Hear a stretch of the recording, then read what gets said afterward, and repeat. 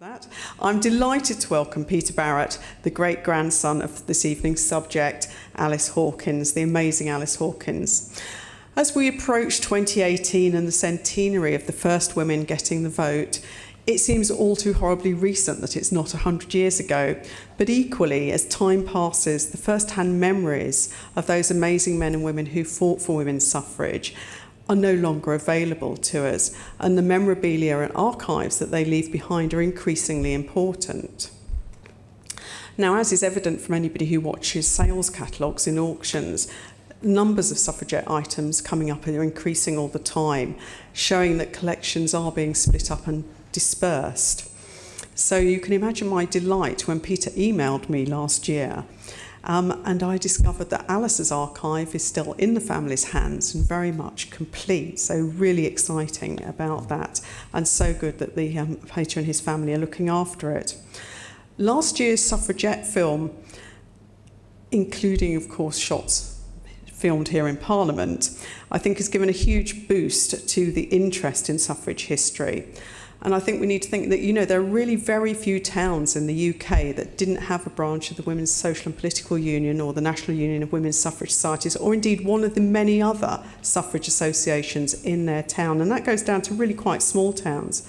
And equally, I suspect there are very few families that don't have a connection with suffrage, hopefully on the side fighting for suffrage, but I'm sure there are plenty of families who unfortunately have histories which are against suffrage. And I think, you know, as this interest builds towards 2018, people will be more and more interested in finding out about their family history. And tonight's talk really is going to give us an insight into how rich that family history can be. So, Peter, over to you and the more interesting bit of the evening. Thank you, Melanie, for that lovely introduction. Hello, everybody. Hello. I'm going to ask my friend Dorothy to come and join me. Have a 12 for the ladies and gentlemen. So there we go. Dorothy... I've known her for many years, is from my local history society, and she does help me out with certain readings during the evening.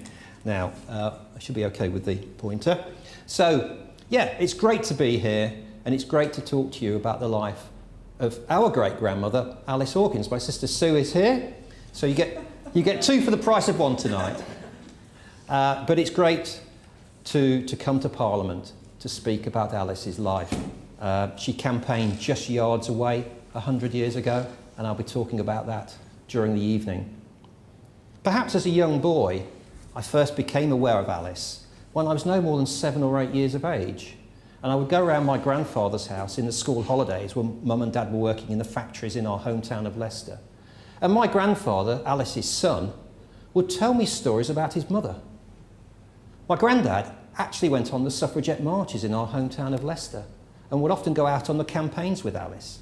Now, I was a young boy of 7 or 8, and quite frankly, I didn't put a lot of store by those stories, and I wish I could remember them all now, but they were first-hand accounts of women's history in the making.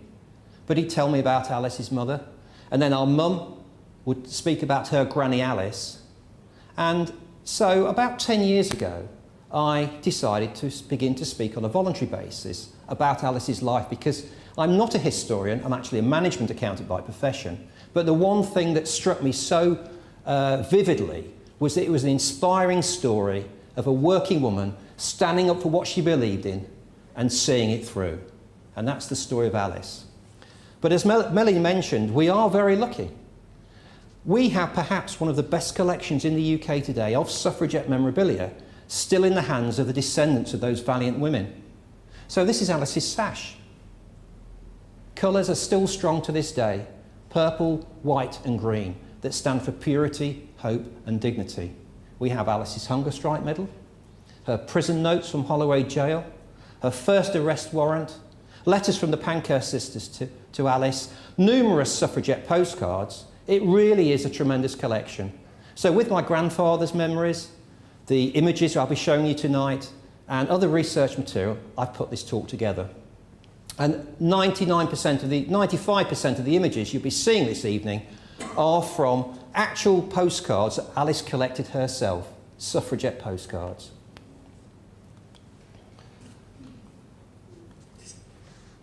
Do we have a go on this? But why did Alice Hawkins, suffragette, want the vote? Well, the words of Selina Cooper, a Wigan suffragette, sums up Alice entirely in her quest. Women do not want their political power to enable them to boast that they are on equal terms with men. They want to use it for the same purpose as men, to get better conditions. We don't want it as a mere plaything. Here's a very grainy image, just to introduce it. The other images are better than this. I'm afraid it's a little bit whitened out. But here's a rather grainy image of Alice and her 5 sisters, taken about 1901, 1902, in a park in Leicester. Alice is top left, Selina's top right, on the bottom Polly, Emma, Harriet and Jane. And as I always say, ladies and gentlemen, for working class women working on very limited incomes, aren't they finely dressed? And that's Sunday best. They really are tremendous. But who was Alice? Well, Alice was not born in our hometown of Leicester. She was born in Stafford in 1863 into a very poor working class family. She was actually one of 9 children. There were 3 boys as well as the 6 girls. Henry, her father, was a journeyman shoemaker, and he'd go from factory to find work. And in the 1870s, in Leicester, the shoe industry was on the up and up. Shoemaking, shoe machinery manufacture was on the up and up.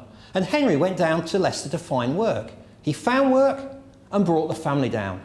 And that's where Alice was to live and work for the rest of her life. That's why I'm Leicester born and bred as well. But as you can see from this slide, Alice left school at the tender age of 13 to go to work in the shoe factories of the town, and after a very elementary education. Initially, Alice was a fitter, which actually was one of 4 girls standing around a shoe machine, clumsy shoe machine, pulling the leather tight, whilst a skilled shoe machinist would then run the leather through to get the stitching for the boot or shoe just spot on. Alice worked in the boot and shoes. But from an early age, Alice stood out from her sisters. She was quite a radical left-wing socialist. Alice realised from an early age that women were being paid less than half the going rate that a man would get in the shoe factory for doing the same type of work. And she felt severely the injustice of that pay disparity. So Alice was to campaign throughout her life equal pay for women in the factories where she worked. She became a trade union member from a very early age and met her husband, Alfred Hawkins, at an early socialist meeting. They married in 1884. 1886, Alice goes to work for a shoe factory in Leicester, the Equity Shoes. It was to be a key strength in Alice's political life because it was one of the very early workers' cooperatives here in the UK. Strikers in Leicester, in the year before, shoe workers striking in Leicester met every Sunday at the Co-op Hall, saved up their sixpences and shillings. In 1886, with £96 saved up, they bought some second-hand shoe machinery and formed their own factory, the Equity Shoes. Alice went to work for them. As I said, a key strength in Alice's life because had a very liberal-minded view with her employees, and it allowed Alice to take time off for her political campaigning. So she's married Alfred Hawkins, a left-wing socialist as she is, and Alfred was a key strength in Alice's life also. Not only as a socialist, Alfred supported Alice during her suffragette years, and I'll be talking about Alfred later. And then we have Alice joining an early socialist organisation, and again, these are all postcards from Alice's own collection. The Clarion Society. Anybody heard of the Clarion Society? Early socialist organisation, the leader Chas Drysdale. And here is Chas Drysdale on the top of the caravan, Clarion van number 5, which will be towed around the villages and the towns of England, and out Chas would come, speaking of the socialist cause. And so Alice is an early member of the Clarion Society. Interestingly, she becomes a member of the Clarion Cycle Club as well, which was an offshoot, when men and women could go cycling on a Sunday morning, out into the countryside, back into Leicester, meet at a coffee house and talk about their common aims and beliefs in life. And Alice came to public attention early in the 1890s for being reported in a local newspaper for outraging public decency for cycling out wearing bloomers. These leggy, what do they call them, trousers brought over by Mrs. Bloomer of the United States. outraging public decency. And so Alice is beginning to campaign within the trade union movement in Leicester, trying to improve the paying conditions of women in the factory. And along comes the Independent Labour Party in 1892. Alice joins within 18 months. Keir Hardie, was her saviour. She honestly believed that the new fledgling Labour Party would be the route to women gaining the vote. But as we come into the early 1900s, Alice is becoming disillusioned with what she could achieve in her political life. By now, she's in her early 40s. The trade union movement, fairly ambivalent to give women the vote. Many of the male trade unionists believed that a woman's place was in the home, not taking the place of, they believed a man should be in the factory and the woman should be at home. Alice clearly disagreed with that. It was a rather complex situation because we're in a period of very high unemployment. But even the people who she believed to be her compatriots disagreed with this issue of giving women the vote and giving them better pay. So Alice is becoming disillusioned with what she could achieve through the union movement and the Labour Party. But change came for Alice early in 1907 when 3 suffragettes came up to Leicester to hold a public meeting at the Boot and Shoe Trade Hall. Annie Kenny, Helen Billington Craig and another national leader came and spoke of their experiences in Holloway Jail, how they'd been force-fed, made to wear the prison garb. Well, Alice had gone to the meeting. And not a suffragette at this point, she was quite taken by what she heard. It was in January 1907. So taken was Alice by the women's account that just the following month, in February 1907, she comes down to London, just before the state opening of Parliament, 13th of February 1907. And Alice, again, not as a suffragette, but she goes to a suffragette meeting in Hyde Park. 300 women in Hyde Park, hoping to hear of news in the King's speech that day of a bill to go through Parliament that would finally give women the right to vote. By the early afternoon, it was evident there was no news in the King's speech that day of such a bill. So the angry women, Alice included, marched from Hyde Park to Parliament Square, yards from where we are now. And they campaigned outside the gates of the House of Parliament, angry at the lack of a bill to give women the vote. The police on the gates that day, fearing the women were trying to break in, called in the London Mounted Police. And about 20 officers, mounted officers, formed up at the edge of the square, and in the classic police manoeuvre of the time, cavalry charged the women down. It was a classic tactic to try to force them out of the square. Alice and the other women stood firm, and the battle ensued that afternoon across the road, Parliament Square. By the end of the afternoon, Alice, at the age of 43, had been arrested for the first time in her life and was taken off to the nearest police station, Cannon Row, put in the cells, waiting to be charged. Now, I've used a slide here from the film Suffragette. Who's seen the film Suffragette? That's great, well done. I've used a slide from the film. But Alice is put in the police cells at Cannon Row, waiting to be charged. And she writes to her local MP from West Leicester from the cells, complaining at the police brutality. She said that the mounted police had charged the women down like Cossacks, and no other civilised country would deal with its womenfolk in such a manner. Well, that night, she was released from Cannon Row police station with this bail warrant. I have this bail warrant at home. It's pasted into an old fire register that Alice kept. And it's been issued from Cannon Row police station. Take notice that you, Mrs. Alice Hawkins, are bound over in the sum of £2 to appear at the Westminster Police Court situated at Rochester Row at 10 a.m. on the 14th day of February 1907 to answer the charge of disorderly conduct resisting police. You can see it's been signed by Mr. R. Fisher, officer on the desk that night. Well, the next day in the Westminster Police Court, Alice and 28 other women were given 14 days in Holloway Jail. And so the horse-drawn Black Maria police vans drew up the doors of the court, took the women off to jail 10 at a time. So Alice Hawkins, this left-wing socialist from Leicester, middle-aged, found herself going off to jail with women of all social backgrounds and all political persuasions. But those women were united as one in the fight to gain the right to vote. Whilst Alice is in jail, she writes of her experiences. Here we have, on the blue prison notepaper of Holloway Jail, Alice's own handwriting that she wrote during those 14 days. The heading, which I put on the top, is Alice's own heading on the top of the notepaper itself, and it's Some Impressions of Prison Life, February 1907, her first sentence on being sentenced to 14 days at Holloway for asking for the rights of women. For asking for the rights of women. Alice Hawkins, 43, jailed for the first time in her life. But for the first time this evening, Doris is going to help me out by reading out just a very short extract of those notes. One in particular that I saw in church set me thinking, whatever could have brought her to prison? She was a young girl, not more than 16, with such a sweet face and pathetic eyes. I couldn't keep my eyes off her every time we went to church.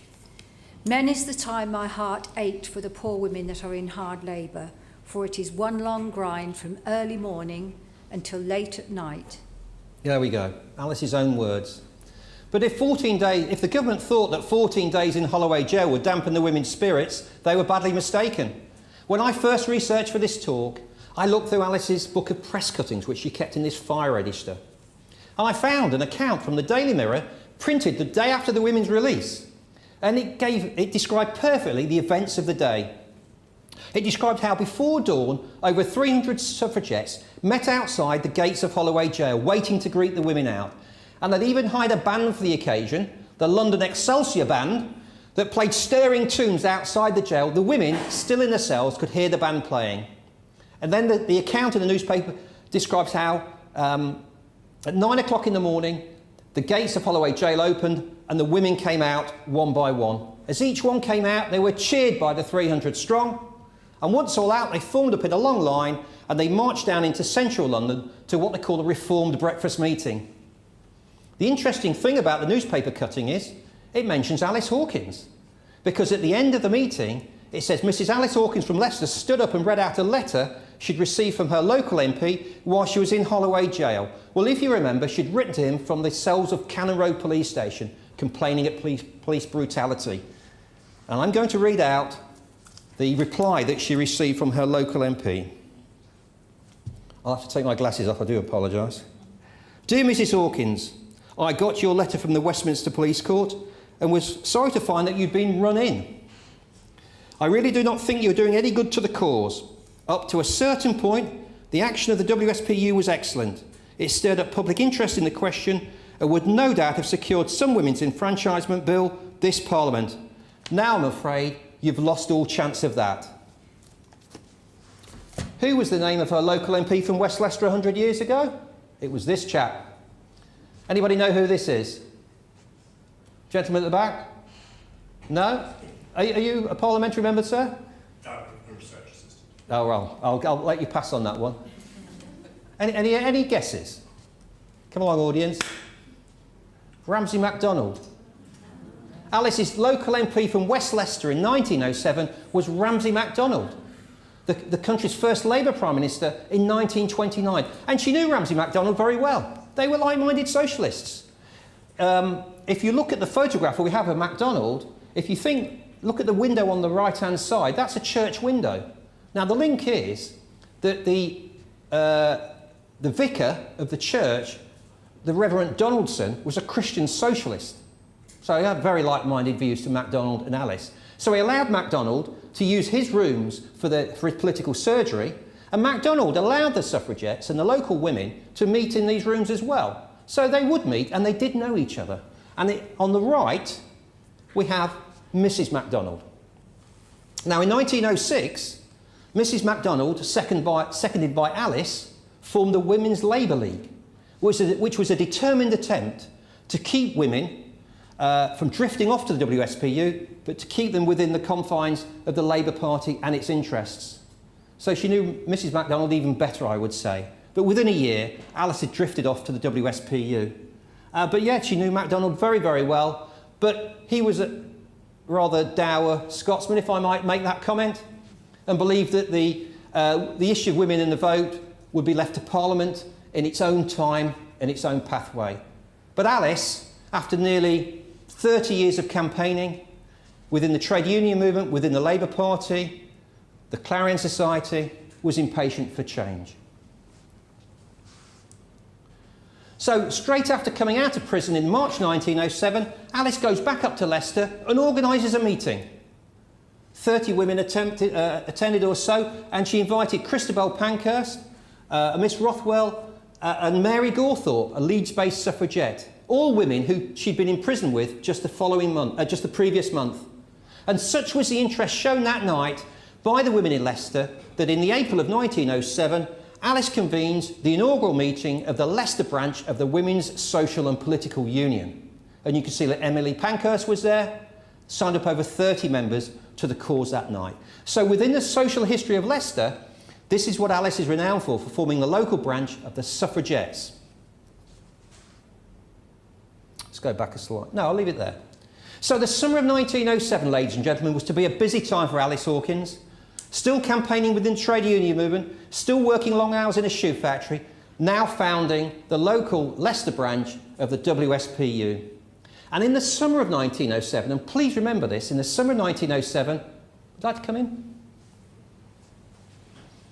In the summer of 1907, Alice invites Sylvia Pankhurst, the leader of the suffragette movement here in the UK, invites Sylvia Pankhurst to visit Leicester as part of her tour of Northern England. And Sylvia Pankhurst stays for about 3 weeks. Later in life, Sylvia was to write her autobiography, and she was to mention those weeks in Leicester in the summer of 1907. The election over, I moved to Leicester to work amongst the women in the shoemaking industry.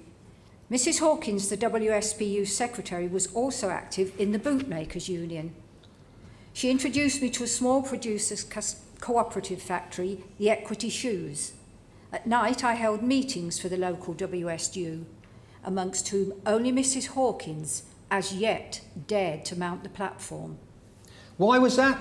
Women were actually in fear of losing their jobs if they stood on a public platform and spoke out against their lot in life.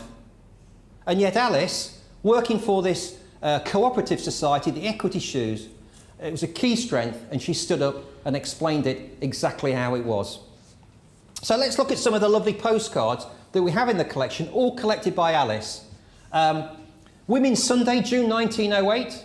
500,000 men and women went to Hyde Park over the course of 2 days. On the issue of women in the vote, Alice Hawkins is mentioned in the Times as being one of the speakers on the 20 platforms over the course of the weekend. But I've included this photograph. Again, we've got the postcard at home. This is a photograph of this rather enterprising suffragette called General Drummond, who's hired this probably rather unknowing Thames bargeman to moor his barge up not 30 yards from the terraces of the House of Commons. So you can imagine the cabinet ministers and other MPs coming out, perhaps onto the terraces with a G&T on a nice afternoon.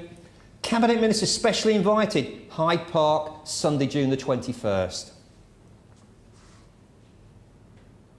And here's some more of the lovely postcards. They're slightly whitened out, I'm afraid, in the PowerPoint we have here today, but not to worry, they're still in very good condition. Of course, on the right, we've got Christabel Pankhurst. On the left, we've got a personally signed card from Leeds-based suffragette Mary Gawthorpe. The 11th of June 1907, Mary formed the Women's Labour League branch up in Leeds, went to prison with Alice on 2 occasions. They clearly knew each other very, very well. My mum kept these postcards and other of the memorabilia in an old shoebox for many, many years. And Sue and I remember as teenagers, Mum would often tell us stories about her granny Alice, and she'd go upstairs to try to find this old shoebox, and you'd hear the drawers banging and Mum not quite remembering where it was, where she kept it last. If any student came knocking on the door, saying they were studying the suffragettes and could Mum help, she'd give them the shoebox with everything in it, and off they'd go. Hopefully come back a month or so later with everything intact.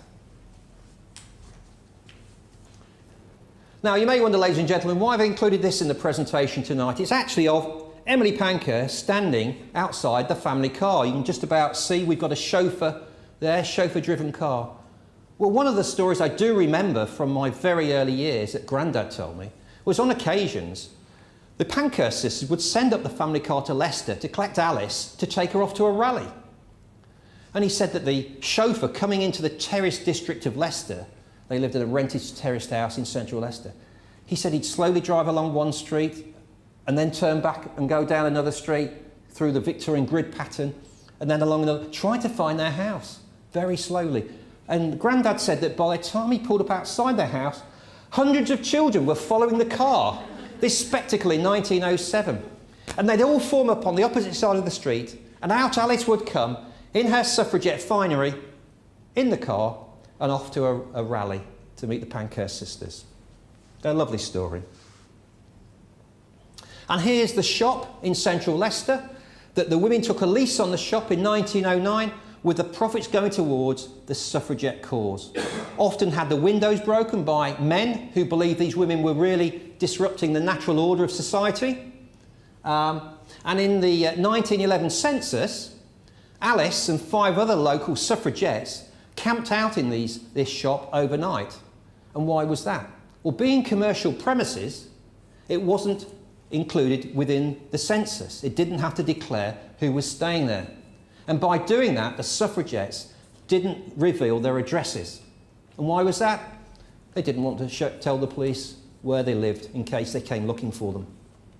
So within the 1911 census that I've looked at, I have Mr. Alfred Hawkins and children, including our grandfather, but no Alice Hawkins. And here's Alfred, her husband. I mentioned that Alfred was not only a like-minded socialist, but also he supported Alice during the suffragette years. And in 1909, Alfred's time came when a young cabinet minister by the name of Winston Churchill came up to Leicester to speak at a Liberal Party meeting. Churchill was to be the saviour of the nation later in life, but in 1909 he was an unpopular minister in an unpopular government because Churchill, for one, thought the issue of women in the vote was largely a political irrelevance. He believed there were far more important issues that should be debated in Parliament. So naturally, he was a target for the suffragettes. Well, Churchill comes to speak at the Palace Theatre. If you can imagine the scene outside, hundreds of people outside waiting to go in, waiting to hear Churchill speak. Alice and 4 of the local suffragettes were there as well. When the doors opened, the public filed in, and Alice and the other 4 women went to go in as well. They were barred entry by the stewards. Why, we're not quite sure, but the fact is they were left out in the street. Alfred, who was with them, elected to go in on their behalf. And choosing a moment at the back of the hall, Alfred stands up and heckles Churchill. "How dare you stand on a democratic platform? What about the rights of women?" And with that, the stewards came over and ejected him from the meeting. Meeting Alice and the other women outside, all fired up, they tried to force their way past the stewards on the door to get back into the meeting, and again to heckle Churchill. The police were called, all 6 of them were arrested, and the next day in the Leicester Magistrates Court, they were given the choice: pay a 10-shilling fine or go to Leicester Jail for 14 days. It was called the option. They were given the option. Alfred paid the fine. He was a working man, he needed the wages.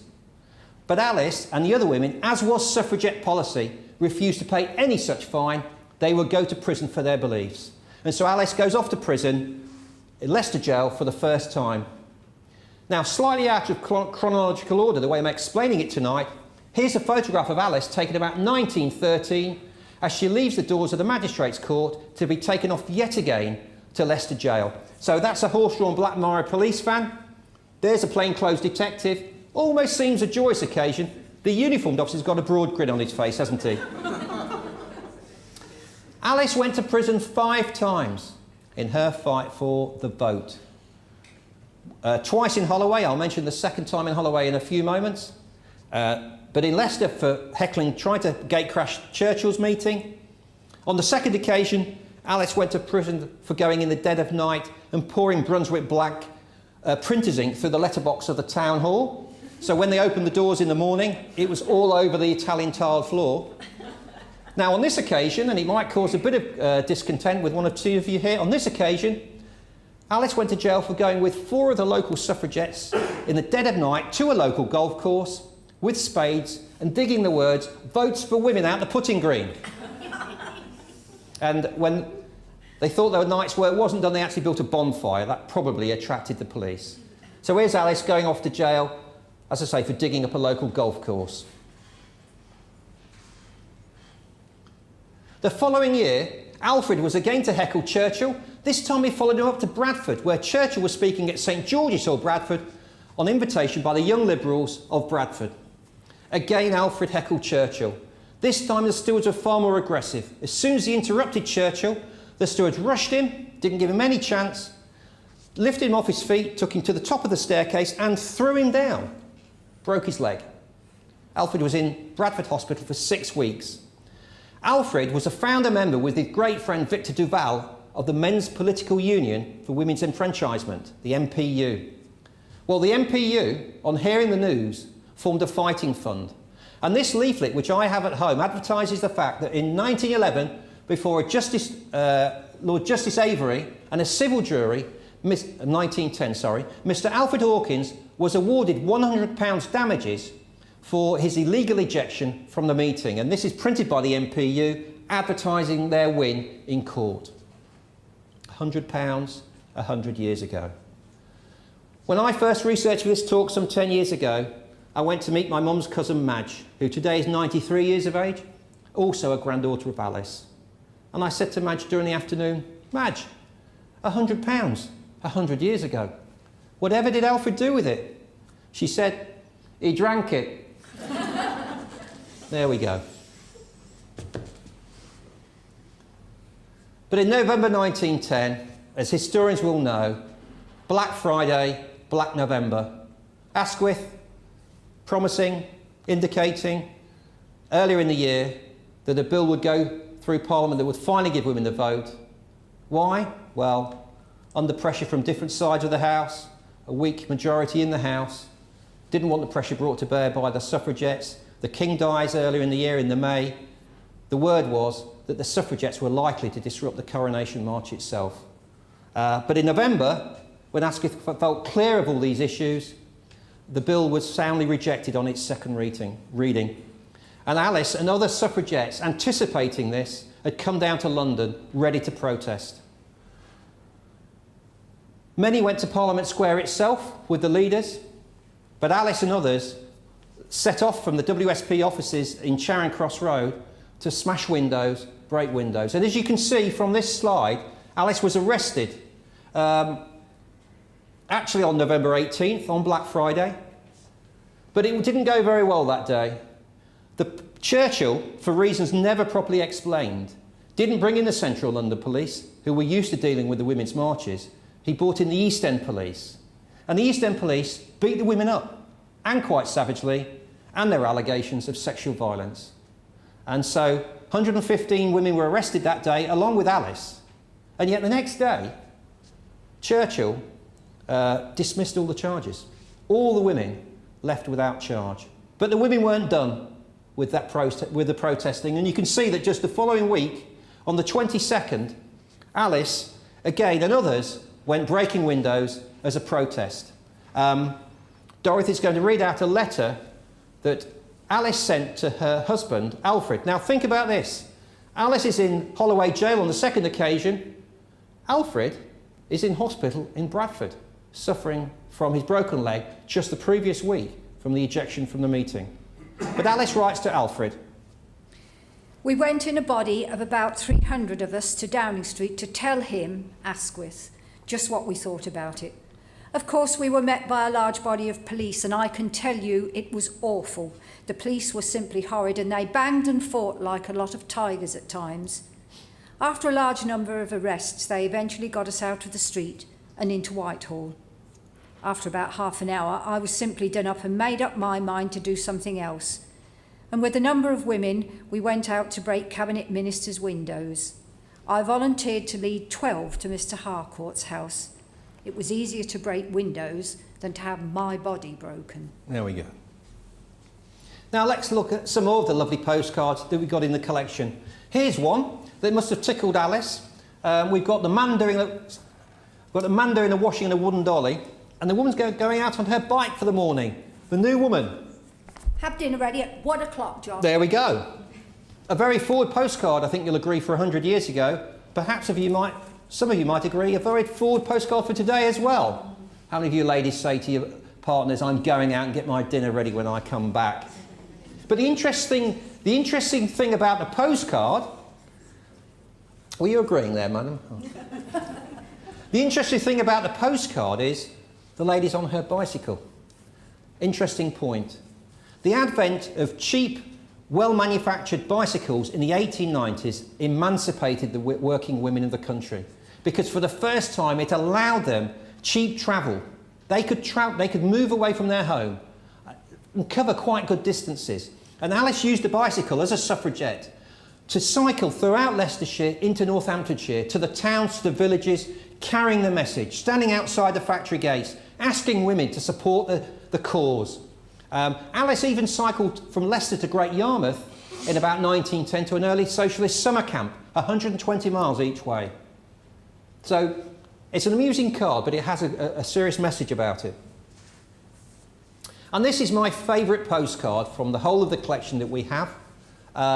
It's the schoolmistress, the Pillar of Society educating the nation's children, and the common criminal in his prison garb. But it's the poem that makes it my favourite. And Dorothy's going to read out Companions in Disgrace. Convicts and women, kindly note, are not allowed to have the vote. The difference between the two I will now indicate to you. When once the harmful man of crime in Wormwood Scrubs has done his time, he at the poll may have his say.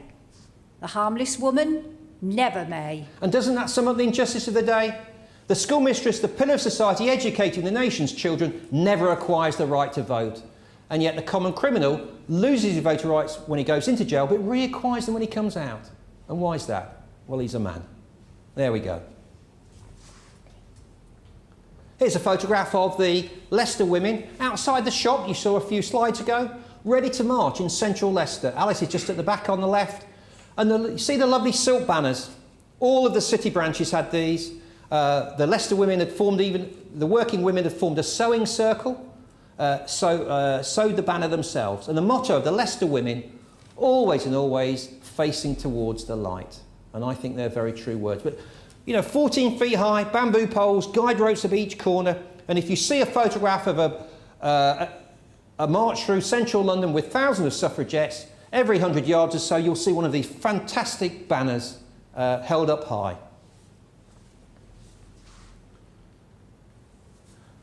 In 1910, the Leicester women, within the trade union movement, Alice included, finally lose patience with their male colleagues in the union when they do yet a further pay deal for the men, leaving the women out.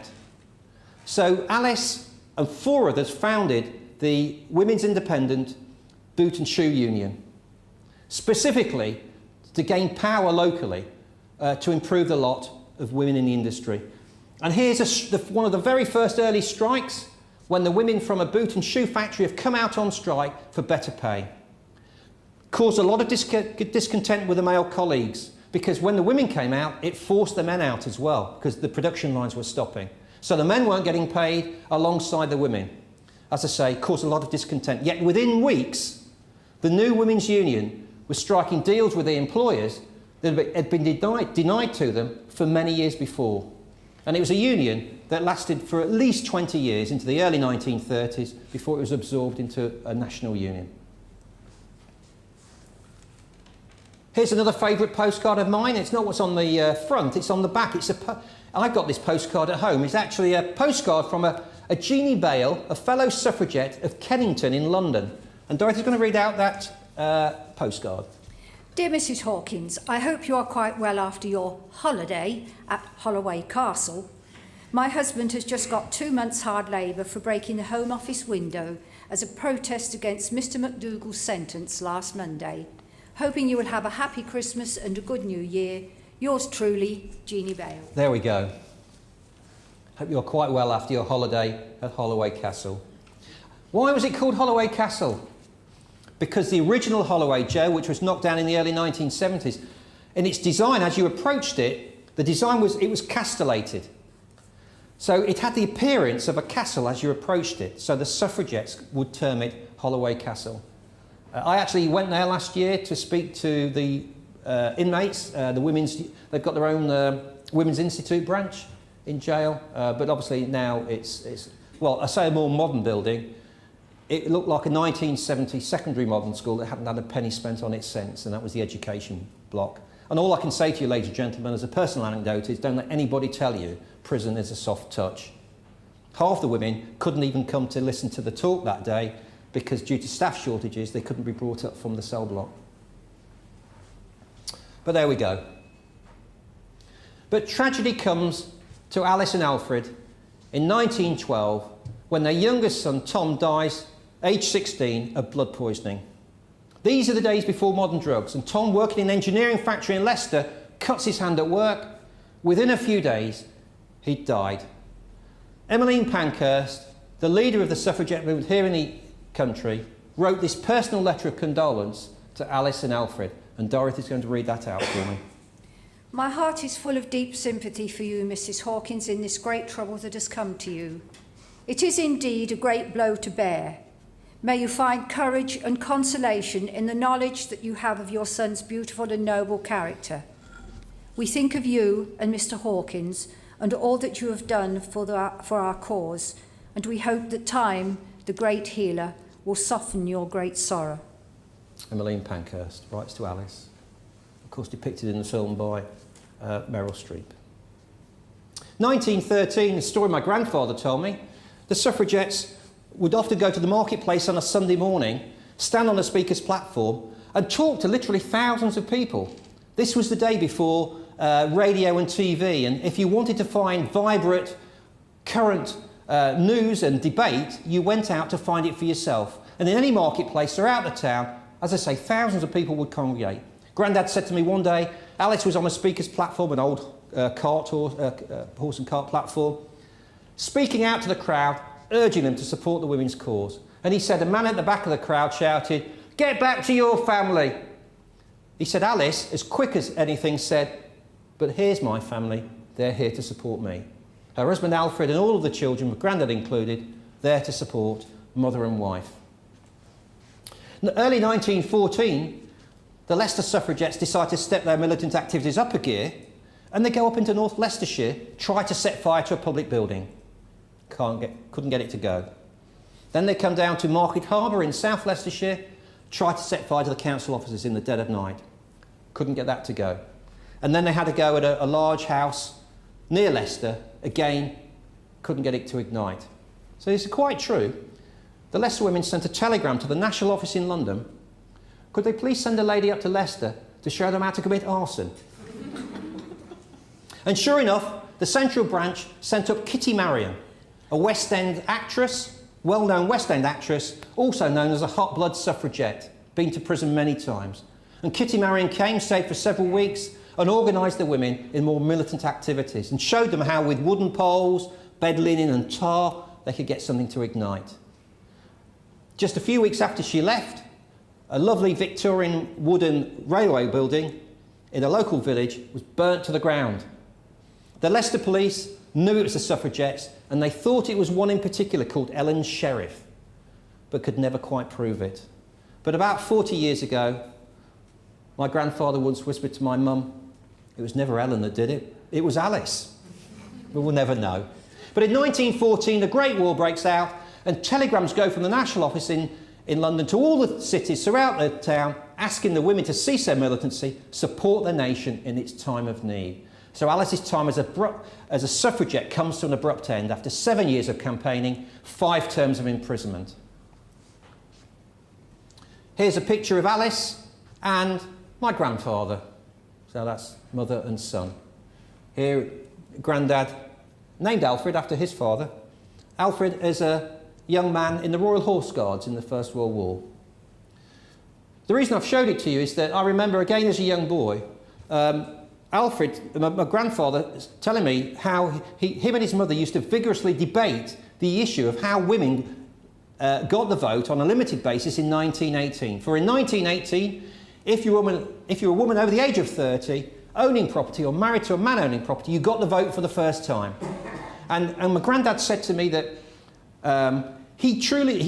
my grandfather was fiercely proud of his mother Alice, fiercely proud of her as a suffragette. But he said he honestly believes throughout his life that it was the role of the women in the First World War that got women the vote in 1918, by going into the factories, onto the land, replacing the men who went to the front to fight. That was my grandfather's view. But he said Alice would have none of that.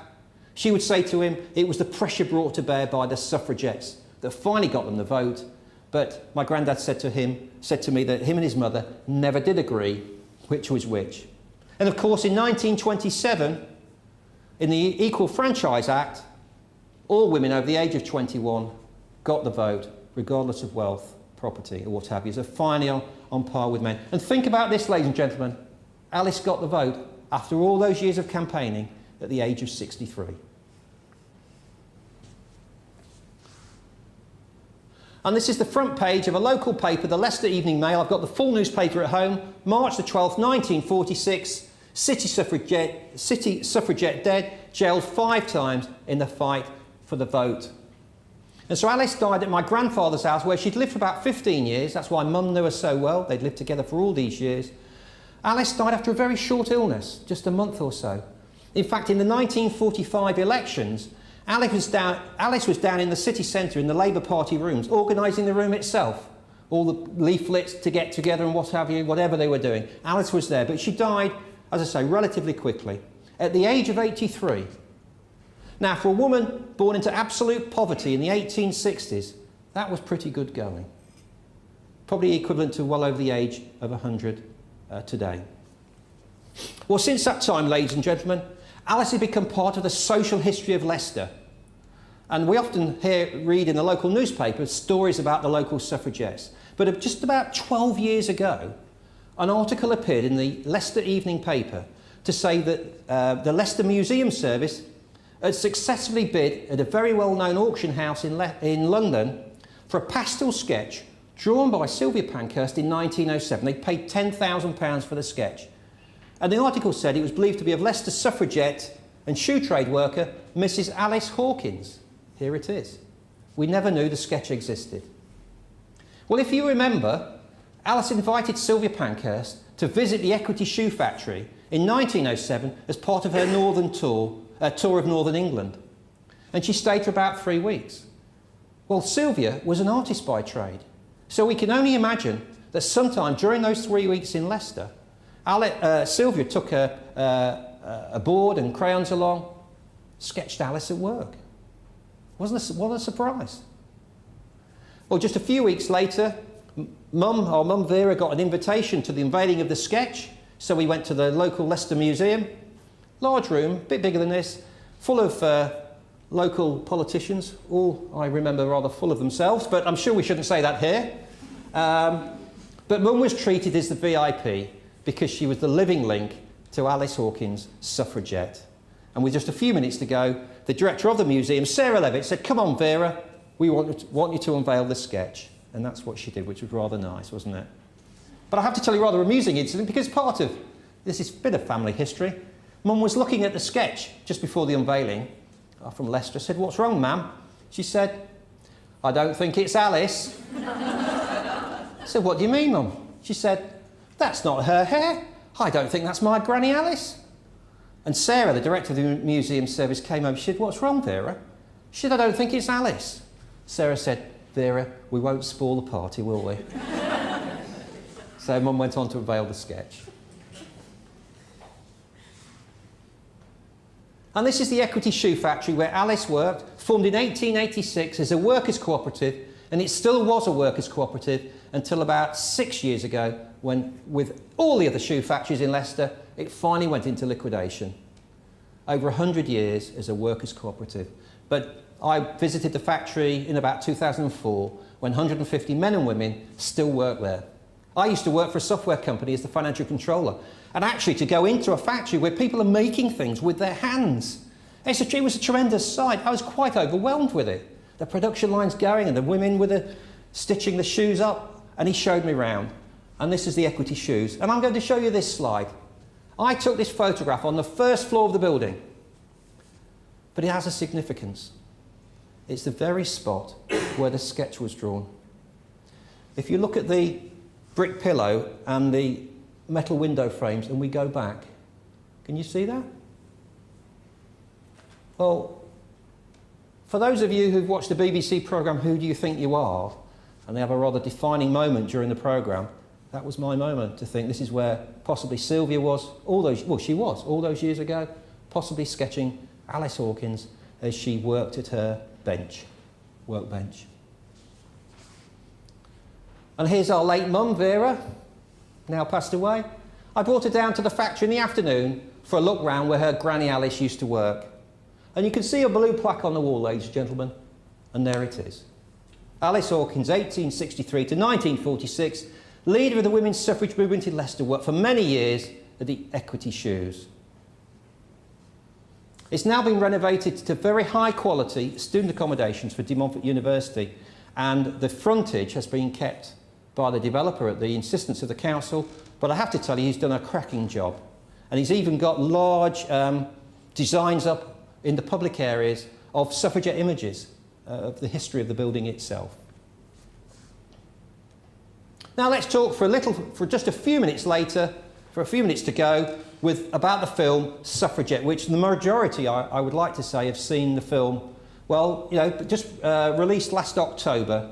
Meryl Streep, Carey Mulligan as Maud. And although there are some differences, you have to say the story of Alice Hawkins and the story of Maud, this East End factory girl, long hours joining the suffragette movement, striking parallels. Absolutely striking parallels. And here's a photograph taken from, I think it was April the 12th, 2 years ago, when they're filming the scenes outside in Parliament Yard? New Palace Yard, outside as part of the film itself. So you can see the men on horseback, the women congregating round, but then if you look to the right, you can see the guy when it's clapperboard and what have you, filming during the day.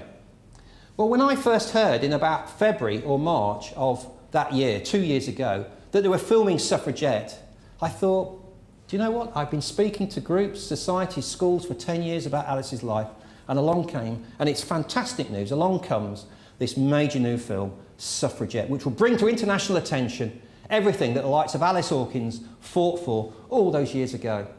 But you know what? I thought I'd love to be involved in the film in some way. I really would.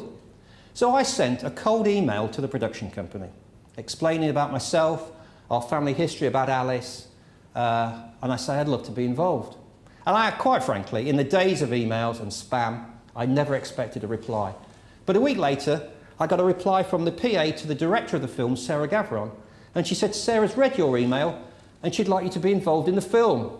Would you like to be an extra in the film? There I am.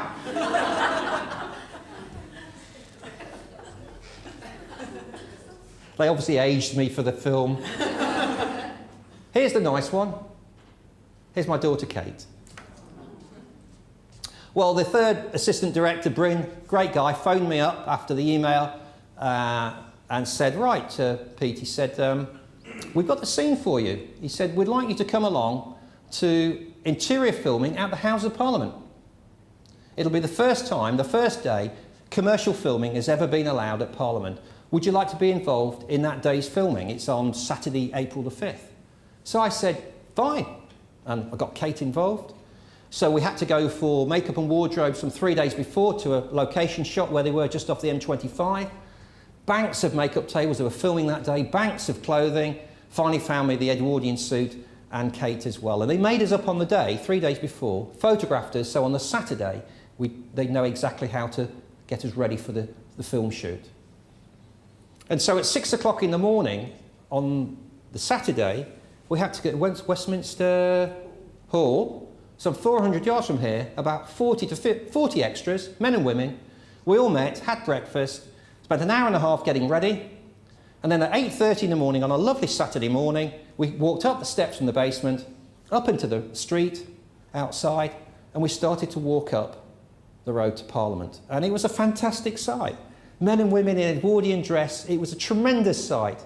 I distinctly remember a large group of Japanese tourists walking by, and they were absolutely gobsmacked at this sight. And I said to one of the guys, I think they probably think we're just going off to Parliament for a normal day's work or something, you know, we normally men in top hats and what have you. But we came through into Portcullis House, where we are today, through security, and then through the Victorian passageway, up into the Parliament building itself, and we went to 2 large rooms which were being used for filming that day. One of them was like a holding room, and the other one was where the film was made, the scenes were being shot itself. And at 9 o'clock in the morning, and you'll get the reason why I've mentioned this, at 9 o'clock in the morning, Sarah Gavron got us all together, cast and crew. Kerry Mulligan was there that day, Brendan Gleeson, and she said, this is the scene for today. She said it's based on a true event from 1913 when working class suffragettes come to Parliament to give their demand for the vote to Lloyd George, the Chancellor of the Exchequer. That's the scene for today, and it's a key scene in the film. She said, are there any questions? And I stood up in front of everybody, and I said, this is truly fantastic. I said, not only was my great-grandmother a suffragette, she was one of the women there that day. And I said, not only that, from Alice's own book of press cuttings, I've got the newspaper photographs of that event. And here it is. January the 24th, 1913, the Daily Mirror, picturesque deputation to the Chancellor of the Exchequer. And there's, excuse me if I walk across, there's Alice in the top right with a feather in her hat. Isn't that a coincidence? Or is it fate? You tell me. Everybody in the room cheered. And Sarah said to me, you've made today so special to us, Peter. Thank you very much. And here's another. There she is. She's in the right-hand photograph, she's on the bottom left. And she's met up with women who've come down from Edinburgh, from Princess Street, working women of New Haven. Now, for effect, I have to tell you, the scene in real life was actually at the Treasury. But I quite agree, for an international film, it's been put into the House of Parliament.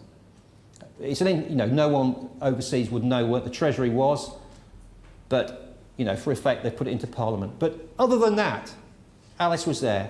So I have to tell you, ladies and gentlemen, it was a very moving day to think that we were reenacting, by absolute chance, the very scenes that Alice enacted 100 years ago. Alice actually stood up during the course of meeting Lloyd George and said to him directly that she had, this is 1913, she had 2 sons already serving the country, one in the army, my grandfather, one in the navy, and yet she, the mother who brought those boys into this world, had lesser voting rights than they did.